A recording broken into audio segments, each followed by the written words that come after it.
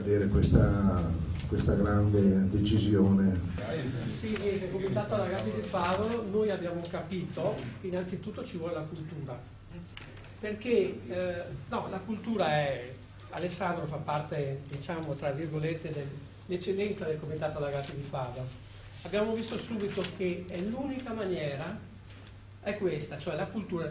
Abbiamo visto che le 1000 competenze uguale 0 responsabilità, è quello che dice lei, nel senso che tutti sono responsabili perché tutti vogliono dire qualcosa e intanto le cose non si fanno. Allora per noi e ieri l'hanno dimostrato, perché ieri siamo andati in 10ª commissione e c'era Carrara, che noi apprezziamo quello che ha fatto, però io e ieri comunque hanno raccontato la storiella agli amministratori, non hanno detto la verità, cioè non hanno detto: signori, voi dovete prima di tutto capire che l'ammalato è grave e l'ammalato in questo caso è l'idraulica del nostro comune e non si può e non si deve continuare come si fa da 40 anni, va bene, a non capire che ogni qualvolta, va bene, non si va a consultare un vero idraulico o non lo si vuole consultare, va bene, si va contro a quello che sono i nostri allagamenti e noi ci troviamo ogni anno 5 centimetri in più. Ieri, va bene,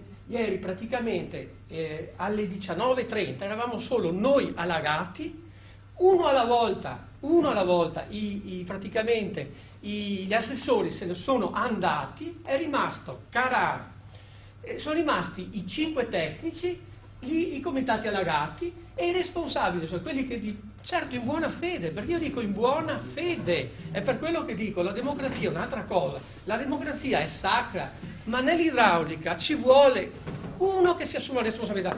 Possono essere un gruppo, non lo vogliono fare perché sennò non nascono né quadranti né altre cose. Allora, noi che cosa abbiamo fatto? No?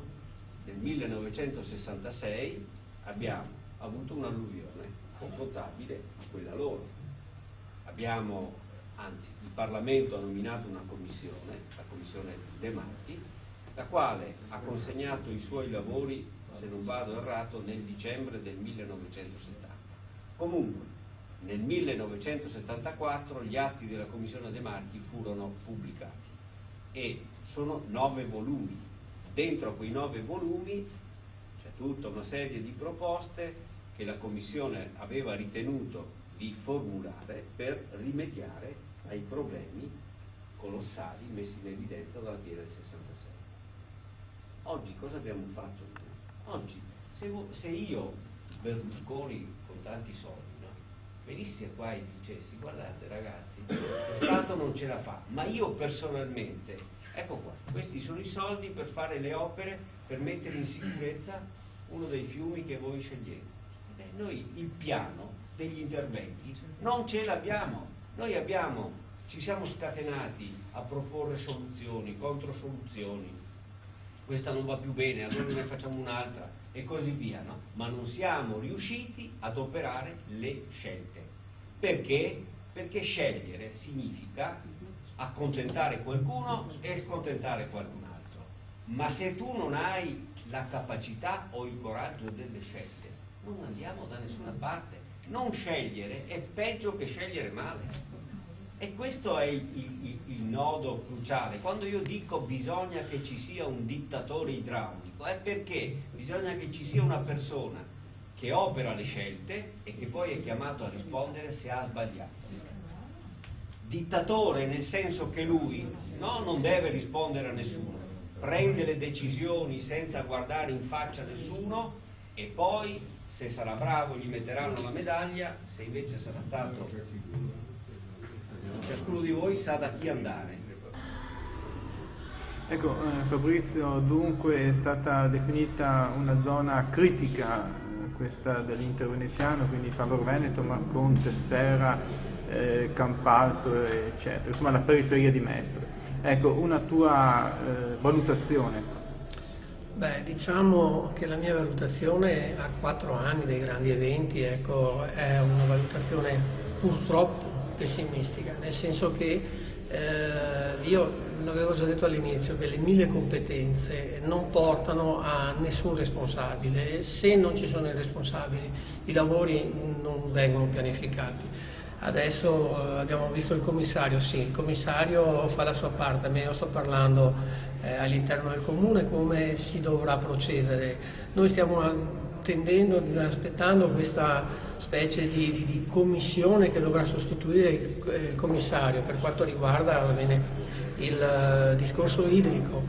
E ho visto già ieri, anche quando siamo stati in municipio, va bene, dove veniva fatta la relazione del commissario, e ho visto che quello che praticamente noi vogliamo, e cioè che questo aspetto idrico, che è l'ammalato grave, venga preso in considerazione, ma soprattutto venga fatto un qualcosa per capire come innanzitutto si possono risolvere quei problemi, va bene, settoriali che abbiamo nelle varie municipalità, perché se aspettiamo che tutto sia compiuto, va bene, noi con le 1000 competenze, cioè con gli altri, ti faccio un esempio sulle piste ciclabili. Chi è che può essere contrario a una pista ciclabile? Nessuno, anzi tanto di cappello. Però se non si capisce che, per esempio, non posso tombare un fosso con dei tubi da 40 dove il fosso ne portava 100 o 120, io vedo che quel lavoro, che è eccezionale come pista ciclabile, va contro gli allagati. Allora c'è tutta una cultura. Noi adesso andremo avanti con questa cultura. Noi qui in municipio, va bene, qui nel comune di Venezia, vorremmo capire bene se ogni nuovo esecuzione, costruzione, e anche quelle vecchie, tipo non so, dividere la fognatura e fare la bianca separata, perché dove si può bisogna portare l'acqua via in modo che non allaghi i scantinati. Comunque la nostra da oggi cambiamo tattica, non potrà più essere la tattica che abbiamo avuto in 4 anni, perché già ieri abbiamo sentito troppe volte dire che il problema non si potrà risolvere. Questa è una scusa. Io voglio i fatti, il fare, non gli affari. Andremo a vedere se in mezzo ci sono gli affari, perché sentirmi dire che il problema non si può risolvere, no, non ci va bene. 6.500 persone sotto, e sentire che in ogni caso dovremo comunque andare sotto un'altra volta, no. Allora va bene, bisogna cambiare regime, allora vedremo dove le cose non funzionano, perché abbiamo capito che in questa maniera non si va da nessuna parte. Anzi, voglio capire se per caso sono affari 300 milioni di euro, o se sono lavori per risolvere qualcosa. Grazie, Fabrizio. Niente.